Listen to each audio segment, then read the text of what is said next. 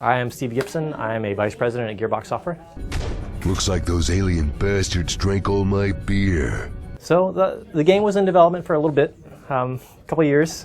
Where GearBox got involved was right around one time we were doing Borderlands, also with 2K games. And it wasn't something where like, oh well, it's about the ship, we'll just take credit for it. Like, I mean, it's been a big deal for us. We are in a very fortunate situation.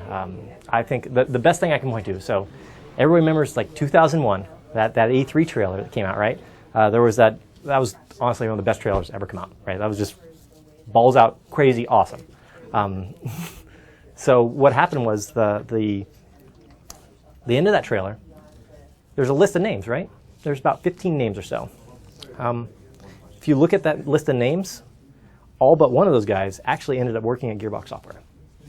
I think we have a lot of guys there who are very invested in the history and the legacy and really understand Duke Nukem. So I think that we're the perfect studio for that. We were in just an amazing position, and it was really fortunate that we just happened to be finishing Borderlands at the time, and we happened to be doing that with the publisher who has the publishing rights for that game. We happened to be in the same town, and we all knew George and Scott and those guys, and heck, play poker with those guys every week, still do. I'm so glad you're okay. All right, time for my reward. I guess here's the thing. When I buy a game, and I think most gamers buy a game, they buy it because they want to be entertained.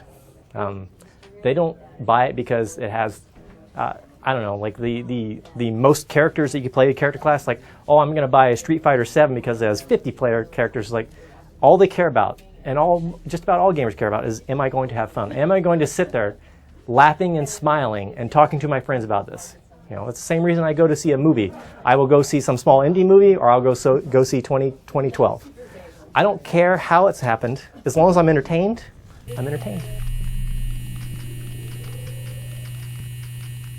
Me, I love that it is not your simple just run around shooting things. I love that there are those cognitive, like, you know, things you need to figure out. There are those moments where you play with that remote control car early on, right? And then you know, about an hour or two later, you see that car again, but this time you see a pad that you can get shrinked on.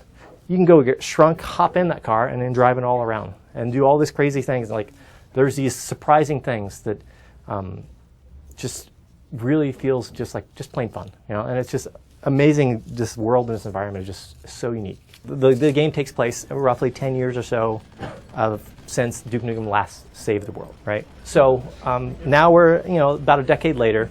Duke's sitting in his living room playing his own game, and he's like, man, finally, this game's out, right? This better be good. It's taken this while. And what has happened since then is that the world has changed so that, you know, he's buddies with the president now, and he's buddies with, like, he's rich and famous, and he's franchised himself. He's, you know, got Duke's Lady Killer Casino, Duke Burger, Duke's Titty City that we're here in today. The man himself had just become even larger, if you can imagine. And you actually get to experience that even more now, because you get to see these different areas of like how him saving the world has changed this world, and how all the world perceives him now. You'll see all his fans screaming and yelling for him, taking pictures, wanting his autograph. I mean, in this game, you actually can sign autographs. You know, God, here he comes. come get some May 6th.